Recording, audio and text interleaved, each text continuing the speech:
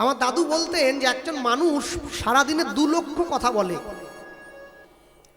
এই 2 লক্ষ কথার পূর্বে কেউ যদি একবার করে জয় নিতাই বলে তাহলে 2 লক্ষ বার সে জয় নিতাই বলছে তো। এই 2 লক্ষ বার যে প্রত্যেক দিন জয় নিতাই বলছে, এই জয় নিতাই বলতে বলতে বলতে বলতে বলতে বলতে যেদিন তার এই ঈশ্বরের ভজনের ঘরটা পূরণ হয়ে যাবে না, তার প্রথম বহিঃপ্রকাশটা আপনারা লক্ষ্য করবেন। যেদিনকে ভজন সাধনের ঘর পূর্ণ হয়ে যায়, তার প্রথম বহিঃপ্রকাশ হলো ঈশ্বরের নাম শোনা মাত্র তার নয়নে জল এসে যায়। ঈশ্বরের নাম যার অন্তরে পরিপূর্ণ, ঈশ্বরের নাম শোনা মাত্র তার চোখে জল এসে যায়। সবার আসে না, কিন্তু অনেক বড় বড় জ্ঞানী ব্যক্তি আছে, অনেক বড় বড় পণ্ডিত আছেন, ভগবানের কথা দিন রাত ধরে বলে চলেছেন, শাস্ত্রীয় শ্লোক সিদ্ধান্ত মুখস্থ বলে যাচ্ছে, গড়গড় করে ওহু করে বলে চলে যাচ্ছে, কিন্তু সারাদিন তাকে আপনি ভগবানের কথা বলান, সারাদিনের মধ্যে এক ফোঁটাও তার চোখে জল আসে নাই। আপনাকে বুঝতে হবে ও পাণ্ডিত্য অর্জন করেছে, কিন্তু ভক্তির ধারে প্রান্তে ও নাই, অনেক দূরে আছে, তাই না? কলের তলায় কলসি রেখে কলটা চাপ দিলে কলসিটা ভরে যায়। আচ্ছা, কলসিটা ভর্তি হওয়ার পরেও যদি কলটাকে চাপ দেওয়া হয়, তখন কলসির জলটা উতলে বাইরে বেরিয়ে আসে। হৃদয় কলসিটা বারবার ধরে ঈশ্বরের প্রেম সাধনে এটাকে দিতে দিতে দিতে দিতে যখন এই হৃদয় কলসিটা প্রেমে পরিপূর্ণ হয়ে যায়, নয়নের ধারা রূপে উপচে বাইরে চলে আসে। হ্যাঁ, এমনি এমনি আসবে না, কি করে আসবে? ভগবানকে ভালোবাসার এমন এমন নিদর্শন আমরা জগৎ মাঝে দেখতে পাই। সনাতন ধর্ম এই জন্য শ্রেষ্ঠ জগৎ মাঝারে, অন্য কোনো ধর্ম নয়। অন্য ধর্ম বিখ্যাত হতে পারে, শ্রেষ্ঠ হতে পারবে না। সনাতন ধর্মের কথা শ্রেষ্ঠ। কেন শ্রেষ্ঠ?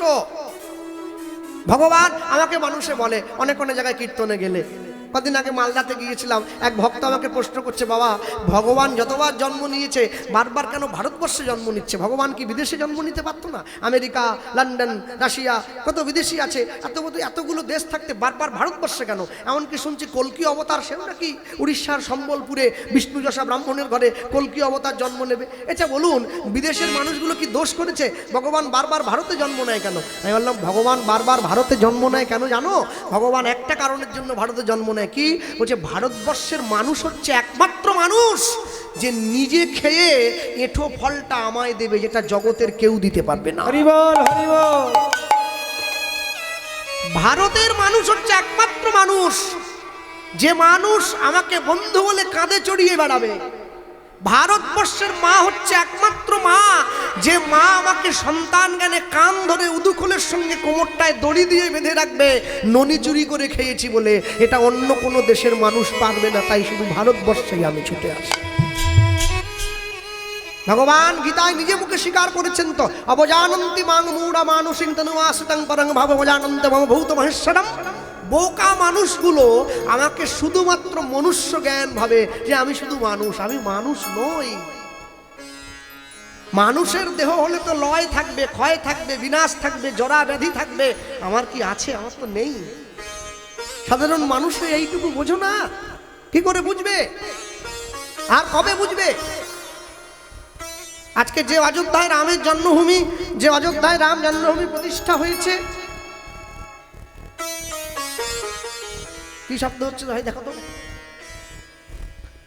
যে রামের জন্মভূমিকে কেন্দ্র করে এত উত্তরণ, এত আলোড়ন, যে সব কিছুকে কেন্দ্র করে এত কিছু চলছে। মনে রাখবেন, আজ থেকে বেশি দিনের পুরনো নয়, আজ থেকে 100 বৎসর পূর্বে এই অযোধ্যায় রামের জন্মভূমিতে একজন লোক বসবাস করতেন, যার নাম দশরথ দাস। এখন আশ্চর্য কি জানেন? রামের পিতার নামও কিন্তু দশরথ। রামের যে বাবা, সেও দশরথ। এখন রামের বাবার সঙ্গে এই লোকটারও নামের খুব মিল আছে। ও দশরথ, কিন্তু ও তো রাজা দশরথ, আর এ তো ভিখারি দশরথ। নামের মিল আছে, কর্মের মিল নেই। এখন আশ্চর্য কি, প্রত্যেক দিন সকালবেলা করে অযোধ্যাবাসী যখন রামের মন্দিরে যায়, ছোট্ট গ্রামে একটা মন্দির রয়েছে, আর এই গ্রামে যে মন্দিরটা রয়েছে, প্রত্যেক দিন সকালবেলায় অযোধ্যাবাসী গিয়ে রামচন্দ্রের মন্দিরে গিয়ে রাম সীতাকে সবাই মিলে প্রণাম করে, আর পায়ের কাছে হনুমান বসে থাকে, তাকে সবাই প্রণাম করে। এখন দশরথ চিন্তা করলো, রামের বাবার নাম দশরথ, আমিও দশরথ, বলে হ্যাঁ। আচ্ছা, আমি কি রামের বাবা হতে পারি না? দশরথের মনে বাৎসল্য ভাব জেগেছে। দশরথ গিয়ে মন্দিরে দাঁড়িয়েছে, তাহলে বাবা হয়ে কি ছেলেকে প্রণাম করব? বাবা হয়ে ছেলেকে প্রণাম করতে পারবো না, আর যা পারে হোক। তাই দশরথ সিদ্ধান্ত নিয়েছে, আমি কিছু করি আর না করি, আমি একটা কাজ করব। আমি কি কাজ করব? আমি মন্দিরের বাইরে দাঁড়িয়ে আমার ছেলেকে প্রত্যেক দিন আশীর্বাদ করব যে বাবা জীবনে চির সুখী হও। সবাই লাইন দিয়ে রাম সীতাকে প্রণাম করে, আর এই দশরথ দাস গিয়ে প্রত্যেক দিন রামচন্দ্রকে হাত তুলে আশীর্বাদ করে, বাবা সংসারে সুখী হও। আমার বাবা বলতেন, মানুষ আমাদেরকে আশীর্বাদ বলে যেটা দেয় ওটা আশীর্বাদ নয়, ওটাকে স্তুতি বাক্য বলা হয়। স্তুতি বাক্য, আশীর্বাদ নয়। আমায় কেউ যদি আশীর্বাদ করে গোপাল কৃষ্ণ চির সুখী হও, মানুষ কোনোদিন চির সুখী হতে পারবে না। সংসারে আসা মানে সুখ দুঃখ নিয়েই জীবন কাটাতে হবে, এটা আশীর্বাদ। আশীর্বাদ কোনটাকে বলে? যে কথাটা ফলপ্রসূ হবে তাকে তো আশীর্বাদ বলে।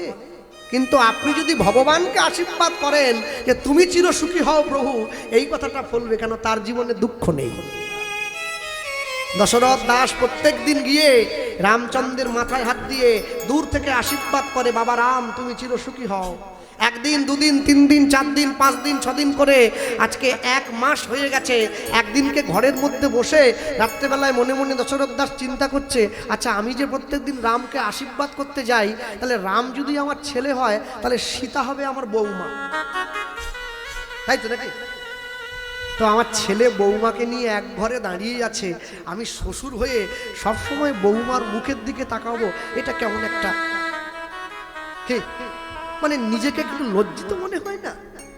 তো আজকে মন্দিরে গিয়ে দশরথ দাস দাঁড়িয়ে আছে, পূজারী ব্রাহ্মণ ছুটে এসে বলছে, কি দশরথ রামকে আশীর্বাদ করো? বলে আশীর্বাদ করতে পারি, একটা শর্ত আছে। বলে কি? তুমি একটু আমার বৌমার মুখটা, পর্দাটা আড়াল করে দাও তো। বলে কেন? বলে না, আমি বাবা হয়ে সবসময় বৌমার মুখের দিকে তাকিয়ে থাকি, এটা কেমন যেন নিজেকে কিন্তু বোধ হয়, একটু আড়াল করে দাও। মা সীতাকে আড়াল করে দেওয়া হয়েছে। এইবার বাবা ছেলেতে কথা হচ্ছে, রাম শরীর ভালো আছে তো? রাম তুমি খেয়েছো তো?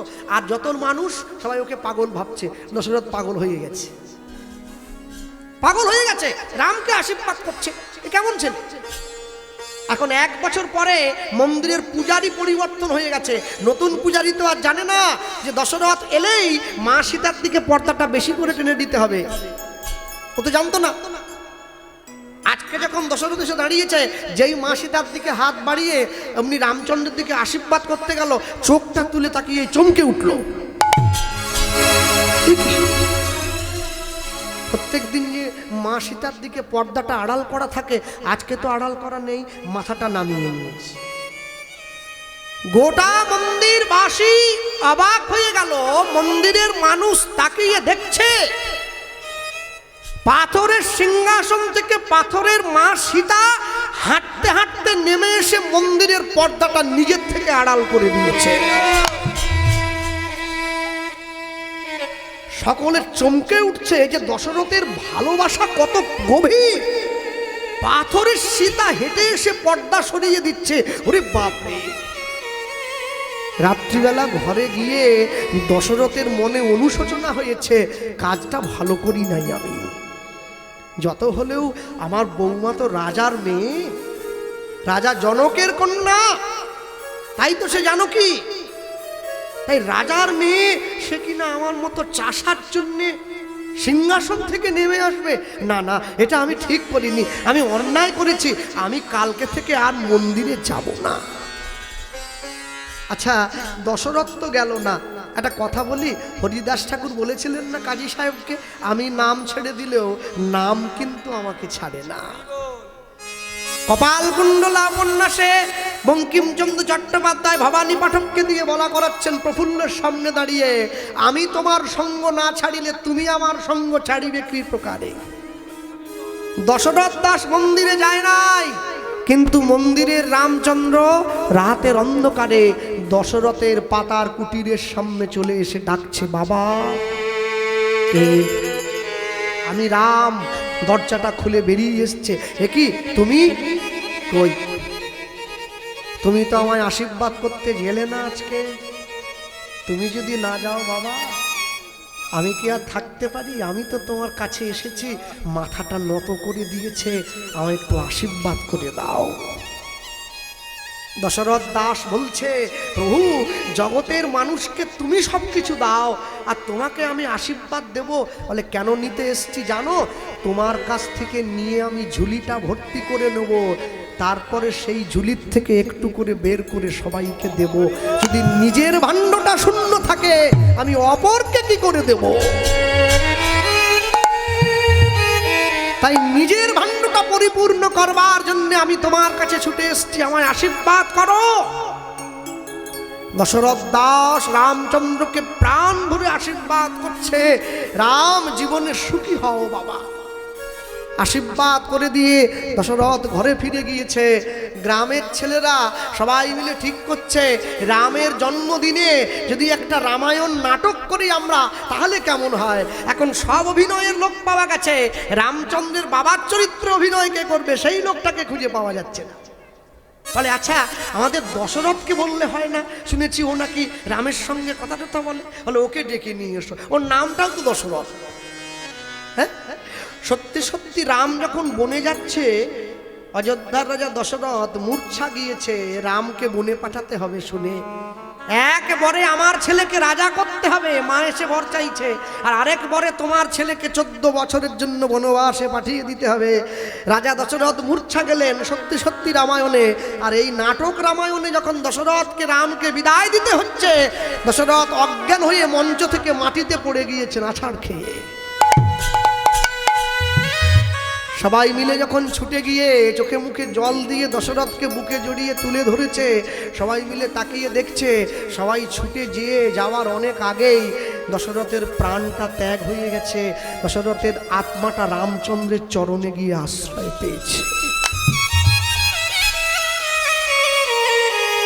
ভগবানকে ভালোবাসা, ভগবানকে একাত্ম করে পাওয়া, এ কি চারটিখানি কথা? আমি গতবারও আপনাদের এখানে এসেছিলাম, এবছরও এসেছি, হয়তো আর আগামীতে নাও আসতে পারি, আমি সে কথাটা বলবো না। কিন্তু আমি একটা কথাই প্রচার করে যাব, এবছর এসে যে অষ্টকালীন লীলাব্রতের সংকল্প আপনারা নিয়েছেন এই গ্রামের মানুষ এবং এই সমস্ত যুব সমাজ যারা অষ্টকালীন কীর্তন করাচ্ছেন আজকে, আপনারা দয়া করে এই অনুষ্ঠান সূচিটা পরিবর্তন করবেন না কোনোদিন। কেউ শুনুক আর না শুনুক, কেউ বুঝুক আর না বুঝুক, এইটা হওয়া চাই। কেন জানেন? এটা ভগবানের নিত্য লীলা। আমি যখন মাতৃগর্ভে ছিলাম না, ভগবান মাতৃগর্ভের মধ্যে এসেছে, যখন 7 মাস গর্ভ পরিপূরণ হয়েছে, কোথায় দাঁড়িয়েছিল?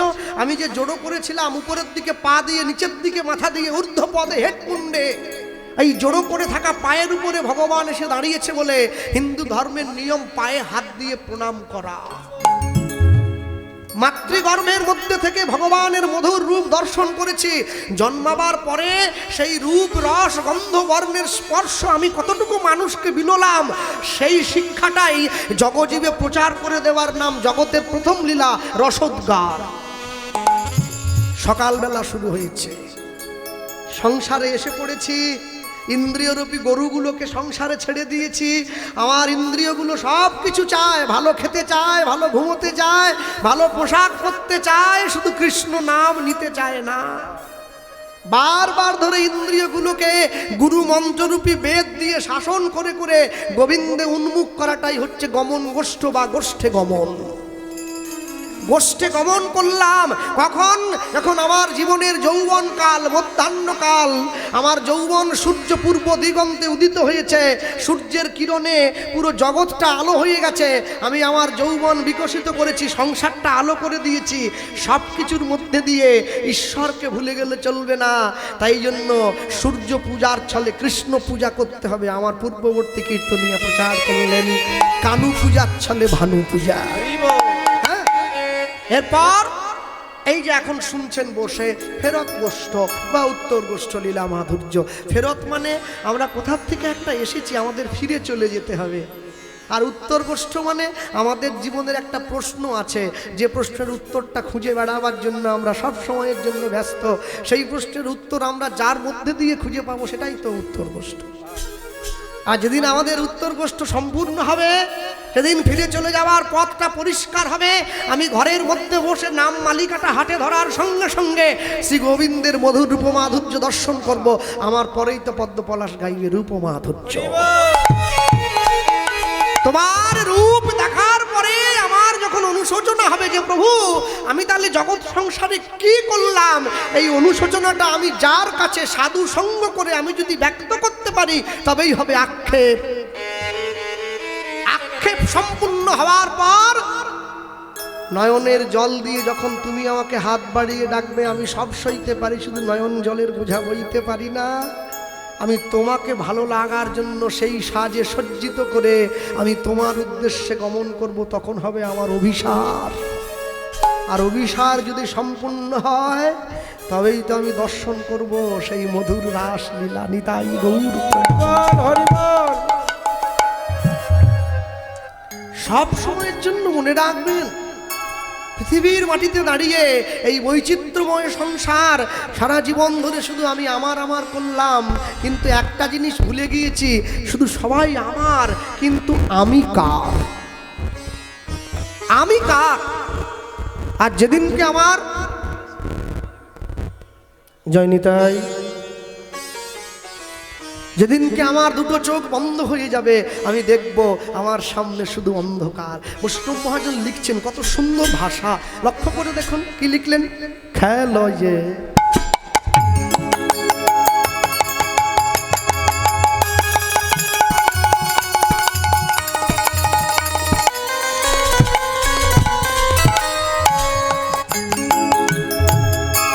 খেলো যে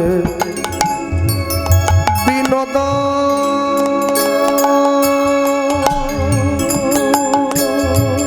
খেলা,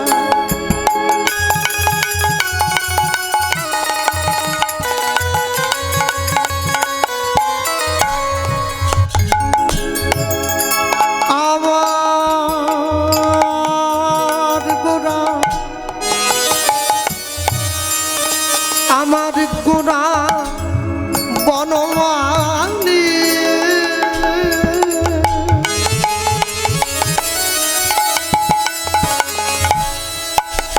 গোরা বনমালী, গোরা বনমালী।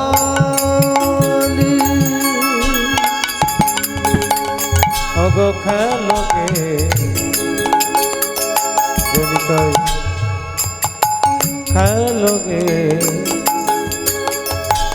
বিনোদ খেলা। প্রাণ গোরা গোরা। হ্যালো হ্যালো, গানা শোনা ঢিলে করো।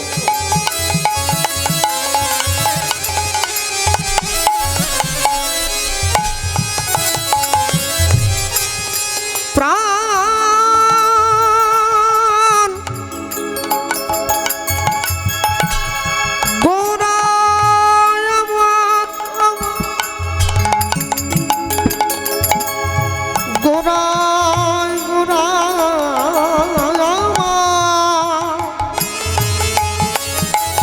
আমার, আমার প্রাণ গোরা গোরা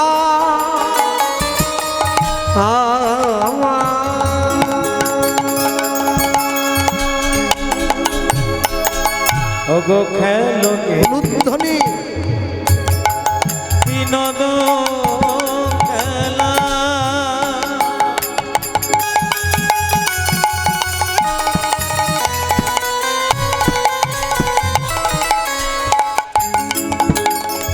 আমার গোরা গোরা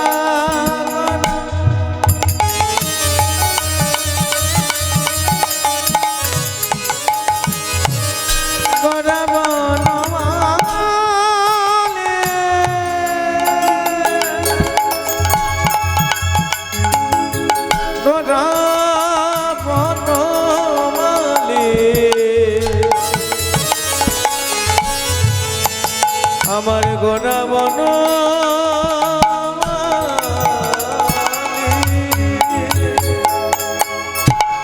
ও গোকুলিন বিহার করে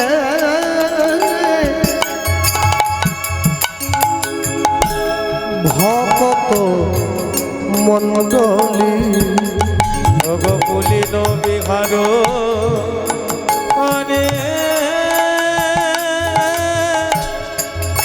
ভগত মণ্ডলী গোকুলিন বিহার করে ভকত মণ্ডলী গোকুলিন বিহার করে ভগত মণ্ডলী ওগো একই খেলা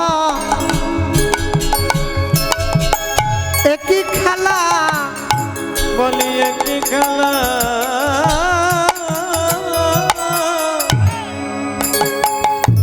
একই খেলা ওগো একই খেলা একই খেলা বলি কি খেলা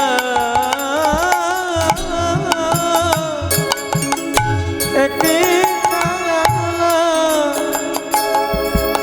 ও যে খেলার ছলে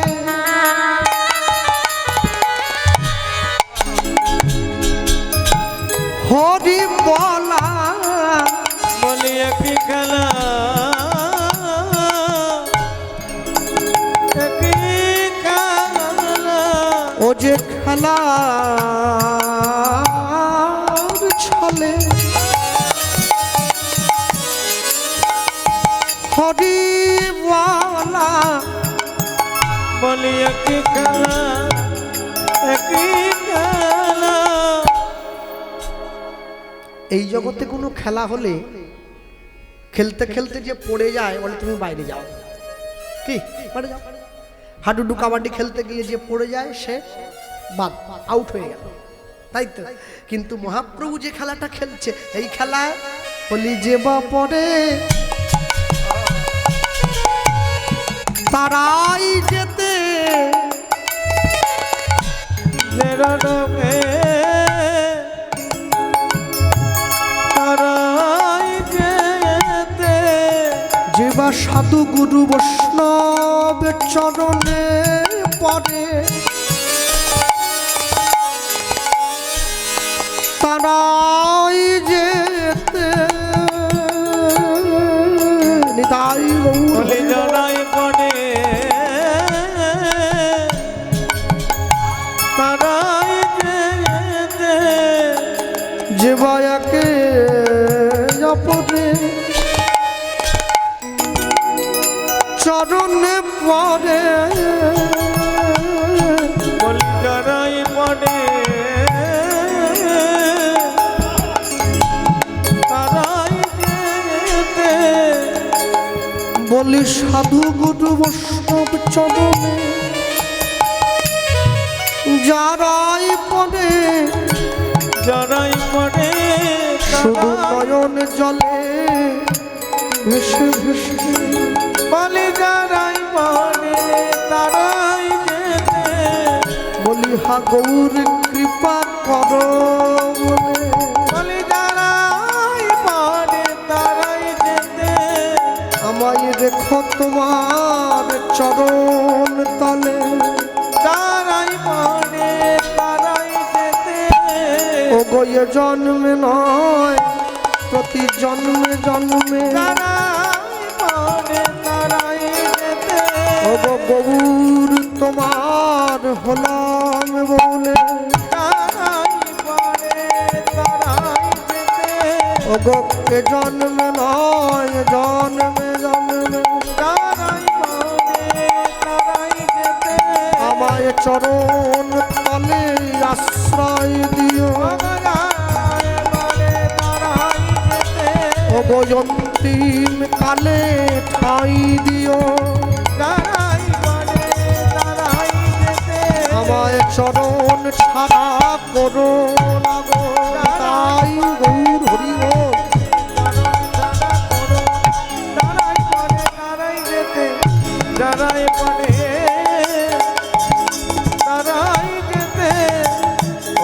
কুলিন বিহার করে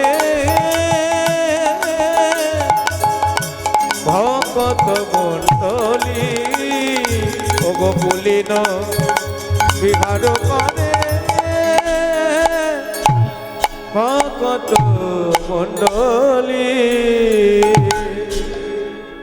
মানুষের দরজায় ভগবান গিয়ে খেলা খেলছেন, যে খেলা একে অপরকে ভালোবেসে খেলা হয় না, একে অপরকে জড়িয়ে ধরে কাঁদার জন্য খেলা হয়। হ্যাঁ, আজকে যে সমস্ত দাদারাও রয়েছে, ভাইরাও রয়েছে, যারা আমাকে ডাক দিয়ে এখানে এনেছে, ওরা আমি গাড়ির থেকে নামার পরেই আমাকে বারবার ধরে একটা কথাই কিন্তু বলেছে, দাদা শেষে কিন্তু কটা ভজন করে দেবে। হ্যালো, কেন? বলে আমাদের ছেলেরা একটু আনন্দ করবে না। আপনি ঠিক ওই মানে 8:15 গানটা রাখবেন, 15 মিনিট একটু নাচি টাচিয়ে দিয়ে একটু আচ্ছা একটা কথা বলি, ভজন আমি গেয়ে দেবো, ওতে দুঃখ নেই, কেন গান তো শিখেছি গাওয়ার জন্যই, বললেই দুম করে দুটো গেয়ে দেওয়া যায়।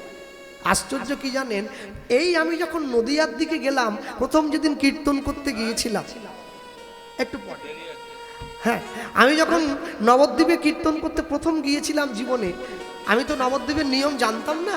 আমাকে, আমার গুরুবাড়ি কিন্তু নবদ্বীপ, হ্যাঁ আমার গুরুবাড়ি, আমার ভাগ্যটার সঙ্গে মিল আছে বলতে হবে, কিন্তু মিল থাকলে কি হবে, আমি তো জগতের নিয়ম জানি না, কোন জায়গায় কি করতে হয় আমি কি জানি।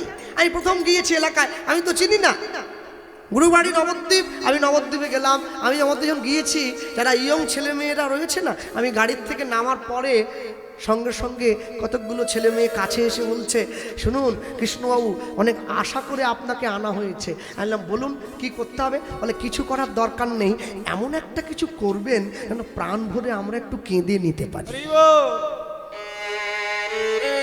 এই কথাটা বলার যখনই বলেছে না, আমার অন্তরটা একবারে ছ্যাদ করে উঠলো। কি হয়েছে? তোমরা স্কুল কলেজে পড়ো না? বলছে হ্যাঁ। তো কলেজে পড়ো ছেলে মেয়ে, তোমরা ভগবানের নামে কাঁদবে? বলে জানেন তো, এখনো বাড়িটাতে গৃহপ্রবেশ হয় নাই। গৃহপ্রবেশ হয়ে গেলে আত্মীয় স্বজনের ভিড় হয়ে যাবে, তো তখন নিজের বাড়ি নিজে আর ভোগ করতে পারবো না।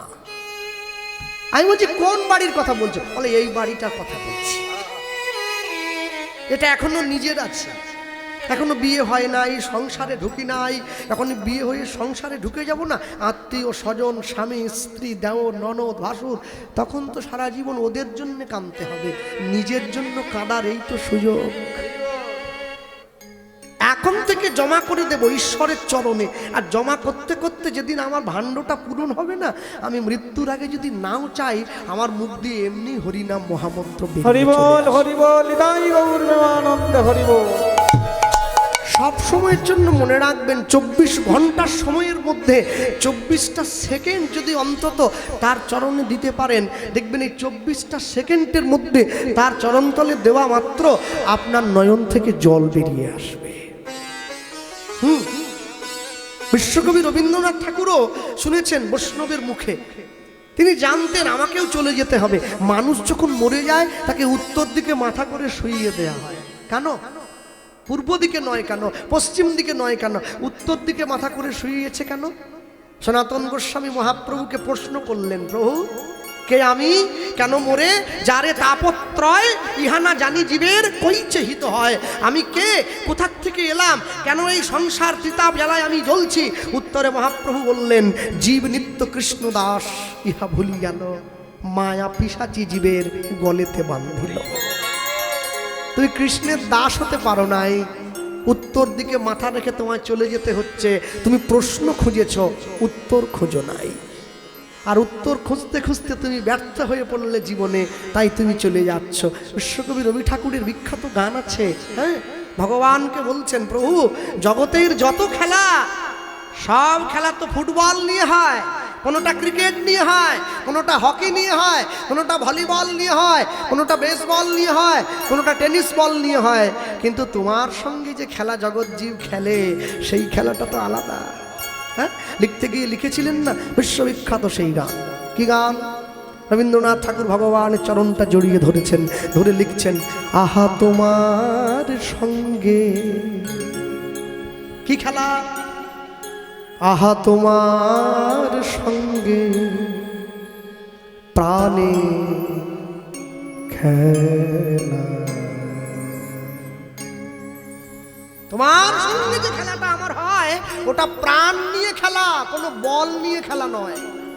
যে সমস্ত যুবক ছেলে মেয়েরা আজকে আসরে উপস্থিত আছো, আমি বলবো তোমরা 8টা 15 পর্যন্ত আমাকে সময় দিয়েছো, 8টা 15 পর্যন্ত মন দিয়ে কীর্তন শুনবে। তারপরেও যদি তোমাদের মনে হয় এই আসরে ভজন গান গাওয়া উচিত, আমি কথা দিলাম আমি গেয়ে চলে যাব। তারপর যদি তোমরা মনে করো যে না দাদা গাইলে আসরটা নষ্ট হয়ে যাবে, তাহলে আমি গাইবো না, আমি তোমাদের উপর ছেড়ে দিলাম। শুধু মন রাখো। কবি লিখছেন, আহা তোমার সঙ্গে প্রাণের খেলা, প্রিয় আমার ও গো প্রিয়, বড় উতলায় মন আমার, খেলাতে হার মানবে সে।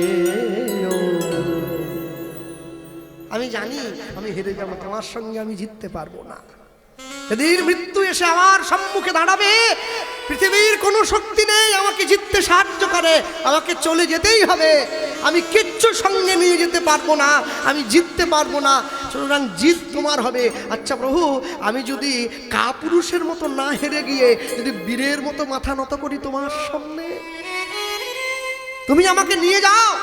কিন্তু আমি চাই কি জানো, আমি একটা জিনিসই চাই, আমি কাপুরুষের মতো নয়, বীরের মতো তোমার চরণতলে আত্মসমর্পণ করব। হ্যাঁ, যে বাড়িতে আমার থাকার ব্যবস্থা হয়েছে, আমি ওই বাড়ির বাবুকে বলছিলাম যে বাবু আমাকে জিজ্ঞাসা করছেন বৌমা কেমন আছে, আমি বললাম ভালো আছে, আমার বৃন্দাবনে বিয়ে হয়েছে। আশ্চর্য কি জানেন, মনে রাখবেন, আমরা তো নিজের ইচ্ছায়, আমার ইচ্ছা অনেক, কিন্তু পূরণ করার মালিক সে। হয়তো সে চেয়েছে তাই আমি গিয়েছি ছুটে অতদূর বিয়ে করার জন্য, তাই নাকি? হ্যাঁ, আশ্চর্য কি জানেন, বিয়ের পর এদিনকে রাধাকুণ্ডে ডুব দিতে গেলাম, ফুলসজ্জার দিন। আমার স্ত্রী আমায় বলছে, এই দেখো রাধাকুণ্ডের মাটিতে ডুব দিতে গেলে দেখবেন অনেক বড় বড় কচ্ছপ আছে না, যেগুলো এসে পায়ের গোড়ায় উকি দেয়, ঠোকা দেয়। কচ্ছপ এসে পায়ে টোকা দেয় না, কচ্ছপ এসে বৈষ্ণবের চরণধুলি মাথা পেতে অর্চন করে। ব্রজের একটা কচ্ছপ সে সাধুগুরু চরণে গড়াগড়ি দেয়, আমি মানুষ হয়ে কোনোদিন তোমার চরণতলে গড়াগড়ি দেই না। সারা জীবন ধরে আমি শুধু হেরেই গেলাম, সংসারের কাছে, সন্তানের কাছে, শিক্ষার কাছে, স্ত্রী পুত্রের কাছে কোনোদিন জিততে পারি নাই। আর যে জায়গাটায় আমি জয়লাভ করেছি, একে জয় বলে না, এ তো ক্ষণিকের জয়, পরাজয় তো তোমার কাছে হয়ে গেছে। কেবল তুমি কি গো এমনি ভাবে রাঙিয়ে মোরে পালিয়ে যাবে, কেবল তুমি কি গো এমনি ভাবে। জানো, আমি যখন ছোট ছিলাম, আমি আমার মনটা আমার বাবা মাকে দিয়েছিলাম। যখন তারা আমায় বকা দিয়েছে, আমি তাদের জন্য একটু কেঁদেছি। যেদিন আমি বড় হয়েছি, স্কুল কলেজ ইউনিভার্সিটিতে গিয়েছি, আমার বন্ধু বান্ধবী হয়েছে, যখন তারা আমায় বকা দিয়েছে, আমি তাদের জন্য একটু কেঁদেছি। আজ আমার বিয়ে হয়েছে, সংসারে আমার সুন্দরী স্ত্রী, আমার এই মনের ভালোবাসার ভাগ আমি তাকে দেব। যখন সে আমায় দুঃখ দেবে, আমি তার জন্য 2 ফোঁটা চোখের জল ফেলব। যেদিন আমার সন্তানাদি হবে, এই ভালোবাসার ভাগ আমি তাদের দেব। যখন তারা আমায় দুঃখ দেবে, আমি তাদের জন্য 2 ফোঁটা কাঁদব। যেদিন আমি বুড়ো হয়ে যাব, আমার নাতি নাতনি হবে, এই ভালোবাসার ভাগ আমি তাদের দেব। তারা যখন আমায় দুঃখ দেবে, আমি তাদের জন্য 2 ফোঁটা কাঁদবো। কিন্তু শেষ জীবনে গিয়ে আমি যখন হরিনামের আসনে বসে তোমার জন্য কাঁদতে যাব, আমি দেখব আমার চোখে আর জল আসে না। কি করে আসবে? এই 2টো চোখের জল আমি পুরো সংসারকে ভাগ করে দিয়েছি, কিন্তু তোমাকে দেওয়ার বেলা চোখের জলটা বাঁচিয়ে রাখি নাই, যেটা শেষের দিনে পরপারের পথে আমার সঙ্গী হবে। কেবল তুমি কি গো এমনি ভাবে।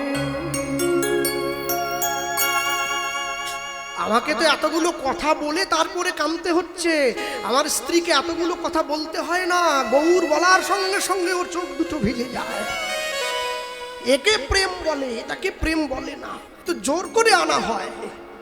তার নামটা বলা মাত্র তার জন্য চোখে জল এসে যাবে, এইটাই তো ভালোবাসা। সংসারের ভালোবাসা বাঁচে না।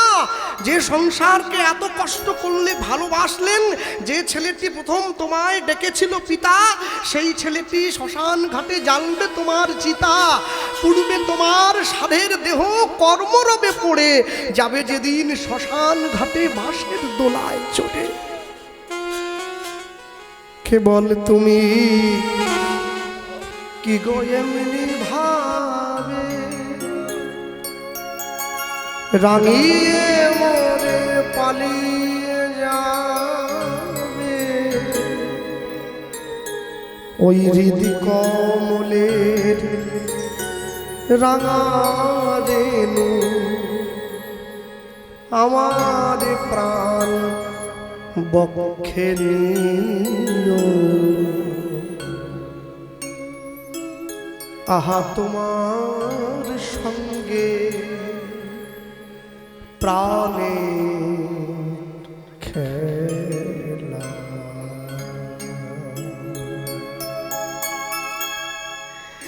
যে খেলায় পরাজয় স্বীকার করতে হয়, আমার মাথা নত করে দাও হে তোমার চরণ ধুলার তলে।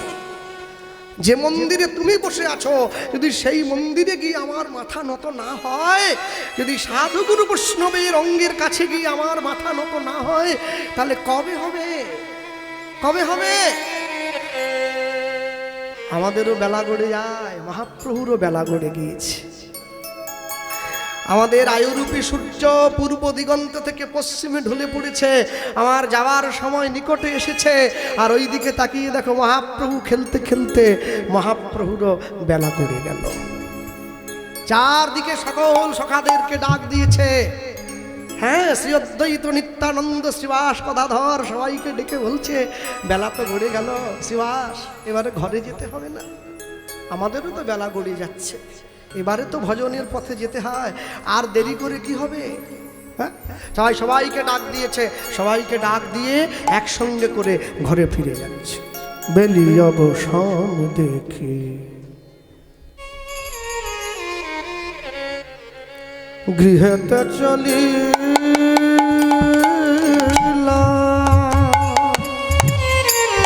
বেলি অবসান দেখি ধ্বনি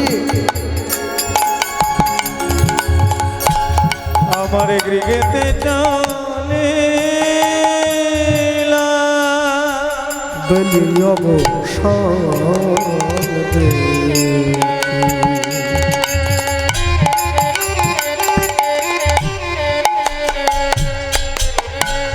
গৃহেতে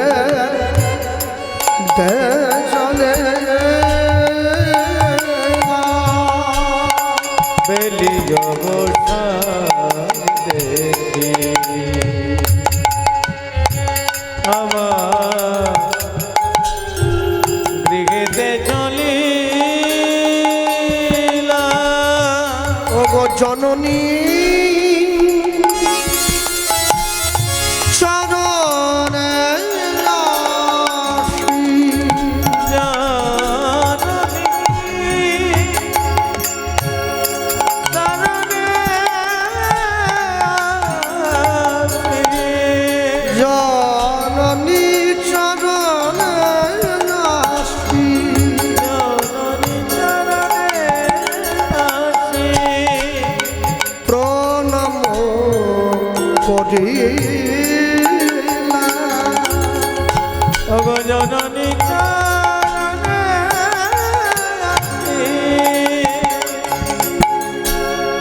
ভারতীয় শাস্ত্রীয় সঙ্গীতের এক একটি সময় এক একটি রাগ, সেই রাগের সঙ্গীত আরোপণের বিধান আমাদের রয়েছে। এত মধুর এই সনাতন ধর্ম, কোন সময় কোন গানটা গাইতে হবে সেটা পর্যন্ত আমাদের নির্দেশ করে দেয়। দেখো না, বিকেলবেলা ঘুম থেকে উঠলে শরীরটা ম্যাচ ম্যাচ করে, তাই না? একটু চাটা খেলে একটু ভালো হয় না? হ্যাঁ, ঠিক ওই ম্যাচ ম্যাচ করছে তো, সুরটাকে সেইভাবেই প্রয়োগ করা আছে, রাগটা সেইভাবেই তৈরি করা হয়, শরীরটা চনমনে হয়ে যায়। যে রাগের উপরে এই পদাবলীতে শুনছেন আপনারা, এই রাগটির নাম হলো পুরিয়া। এই রাগটি এই বৈকালীন সান্ধ্যপুরের আগেরই রাগ। সূর্য ডুবছে, আমি ঘরে ফিরছি, সেই সময় এই গান। জননী চরণে আসি, অগজাননী চরণে আসি, প্রণাম করে না। অগজাননী চরণে আসি, প্রণাম করিলাম। দেখো প্রণাম করিছে, দেখো প্রণাম করিছে। আরে কাম করছে করছে, এ নিয়ে এত মাতামাতি করার কি আছে? না না, ওই জগতে যাকে প্রণাম করে সে আজ মায়ের চরণে প্রণাম করিছে। জগতে যাকে অনুধ্বনি নিতাই গৌর হরি বল। মায়ের চরণে আসি, প্রণাম করিতে। ওগো জগৎ যাকে প্রণাম করে, ও যে জগৎ প্রণম্য হইয়া মায়ের চরণে প্রণাম করেছে। জগৎ মাইয়া মায়ের চরণে আসি, প্রণাম করিতে। যেই মায়ের চরণে হাত দিয়ে মহাপ্রভু প্রণাম করতে গেল, সচিমা যেই নিমাইকে ধরতে গেল, অমনি নিমাই এগিয়ে রে ধুলায় ধূসায় বল বল রে নিমাই, তোর এই সোনার বরণ, সোনার বরণ দেহে, সোনার বরণ দেহে কে বা ধুলা দিল, ধুলায় ধূসর অঙ্গ।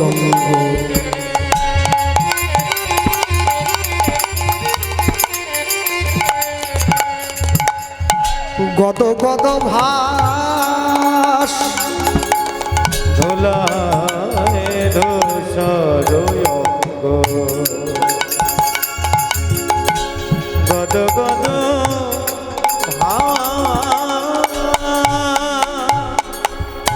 গয়ে রাধা মোহন পদ, এ রাধা মোহন পদ, করত হিয়াস,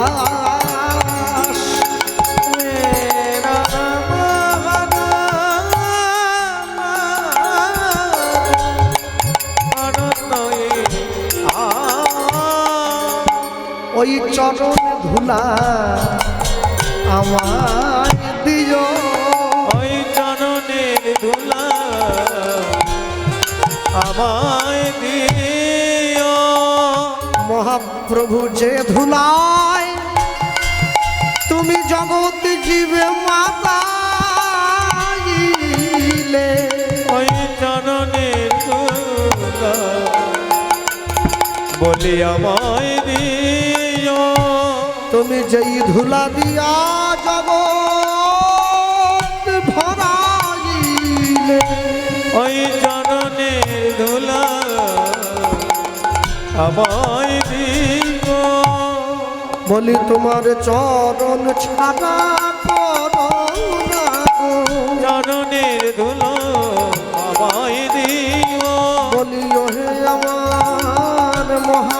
প্রভু আজ চরণে দুলা আমায় দিও তোমার চরণ তলে আশ্রয় দিও চরণে দুলা আমায় দিও জন্মে জন্মে এই রহিলা চরণে দুলা আমায় দিও যেন চরণ তলে আশ্রয় লই। চরণে দুলা আমায় দিও চরণে আশ্রয় চরণে দুলা আমায় দিও চরণে দুলা আমায় দিও ভুলায় ভূষণ গদ গদ অগয়ে রাধা মোহন পদ করতহি আ